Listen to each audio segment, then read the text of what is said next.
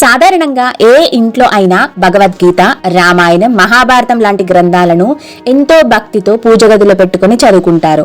కానీ ఒకే ఒక్క హిందూ పవిత్ర గ్రంథాన్ని మాత్రం ఇంట్లో పెట్టడానికి, చదవడానికి అందరూ భయపడతారు. అదే గరుడ పురాణం. ఈ గ్రంథం పేరు వినగానే చాలా మందికి ఒళ్ళు గగ్గురు పొడుస్తుంది. చనిపోయినప్పుడు తప్ప దీన్ని అస్సలు ముట్టుకోకూడదని కూడా నమ్ముతారు. అసలు గరుడ పురాణంలో ఏముంది? అందులో చెప్పిన నరకయాతనలు నిజంగానే అంత భయంకరంగా ఉంటాయా? ఈ రోజు మన ఈ వీడియోలో గరుడ పురాణం వెనుకాల ఉన్న అసలు రహస్యాలను సైన్స్ మరియు ఫిలాసఫీ కోణంలో తెలుసుకుందాం. వీడియోను ఎక్కడ కూడా స్కిప్ చేయకుండా చివరి వరకు చూడండి. మొదటగా గరుడ పురాణం అంటే కేవలం భయపెట్టే పుస్తకం అస్సలే కాదు. ఇది అష్టాదశ పురాణాలలో ఒకటి.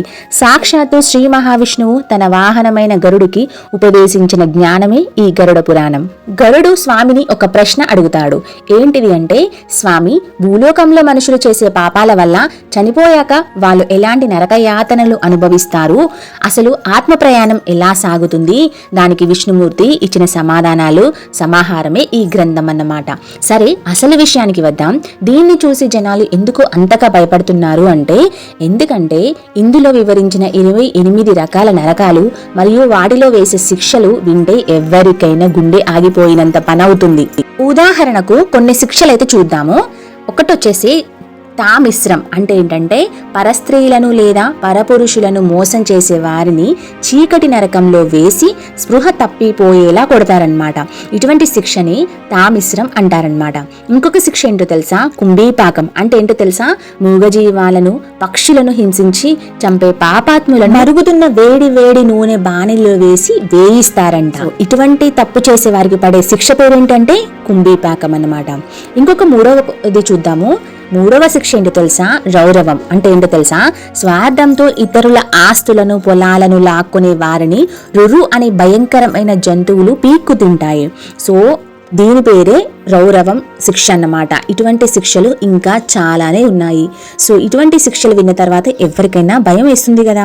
సో లంచాలు తీసుకోవడం, గురువులను అవమానించడం, ఆకలితో ఉన్న వారికి అన్నం పెట్టడం కూడా మనం నిత్య జీవితంలో చేసే ప్రతి చిన్న పెద్ద తప్పుకి ఇందులో అత్యంత క్రూరమైన శిక్షలైతే ఉన్నాయి. ఈ వనరులు చదువుతుంటే మన కళ్ళ ముందే ఆ నరకం కనిపిస్తున్నట్లు ఉండడం వల్లే ఇది అత్యంత భయంకరమైన గ్రంథంగా అయితే మారిపోయింది. గరుడ పురాణం కేవలం శిక్షల గురించే కాదు, మరణం తర్వాత ఆత్మ ప్రయాణం ఎలా ఉంటుందో కూడా చెప్తుంది.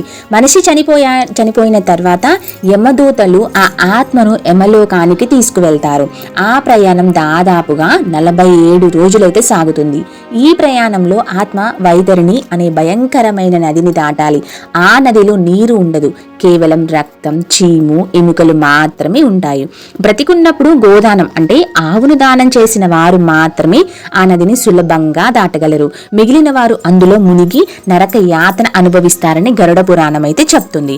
అందుకే ఇంట్లో ఎవరైనా చనిపోయినప్పుడు ఆ ఆత్మకు మార్గం సుగమం కావాలని ఆ 10 రోజులు గరుడ పురాణాన్ని అయితే చదివిస్తారు. అయితే గరుడ పురాణాన్ని ఇంట్లో అసలు ఉంచకూడదా? సాధారణ రోజుల్లో చదవకూడదా అంటే అది కేవలం ఒక మూఢనమ్మకం మాత్రమే. నిజానికి గరుడ పురాణంలో 2 భాగాలైతే ఉంటాయి. మొదటి భాగంలో ఆయుర్వేదం, జ్యోతిష్యం, రత్నశాస్త్రం, సృష్టి రహస్యాలు, ధర్మశాస్త్రాలు అయితే ఉంటాయి. ఇవి మానవాళికి ఎంతో మేలు చేసేవి. కేవలం 2 భాగంలో మాత్రమే మరణం, నరకం గురించి అయితే ఉంటుంది. పూర్వకాలంలో సాధారణ రోజుల్లో దీన్ని చదవద్దు అనడానికి ఒక సైకలాజికల్ కారణం అయితే ఉంది. ఇందులో ఉన్న నరక శిక్షల వర్ణనలు చదివితే బలహీన మనస్కులు భయపడి డిప్రెషన్ లోకి వెళ్లిపోయే ప్రమాదం ఉంది. కేవలం ఆ భయం వల్లే దీన్ని దూరంగా పెట్టారు, కానీ ఇందులో ఎలాంటి చెడు కూడా లేదు. చివరిగా చెప్పేది ఏంటంటే, గరుడ పురాణం ఉద్దేశం మనుషులను భయపెట్టడం అస్సలే కాదు, వాళ్ళని తప్పులు చేయకుండా ఆపడం. నువ్వు చేసే ప్రతి తప్పుకి సమాధానం చెప్పుకోవాల్సి వస్తుంది అనే భయం ఉంటే మనిషి సమాజంలో క్రమశిక్షణతో నీతిగా బ్రతుకుతాడు. పాపభీతిని కలిగించి పుణ్య మార్గంలో నడిపించడమే గరుడ పురాణం యొక్క అసలు పరమార్థం అన్నమాట. కాబట్టి గరుడ పురాణాన్ని చూసి భయపడడం కాదు, అందులోని నీతిని గ్రహిద్దాం. ఈ వీడియో మీకు ఎలా అనిపించిందో కింద కామెంట్ చేయండి. మరిన్ని ఆసక్తికరమైన ఆధ్యాత్మిక మరియు రహస్య విషయాల కోసం అయితే మన ఛానల్ని ఇప్పుడే సబ్స్క్రైబ్ చేసుకోండి. Thank you for watching.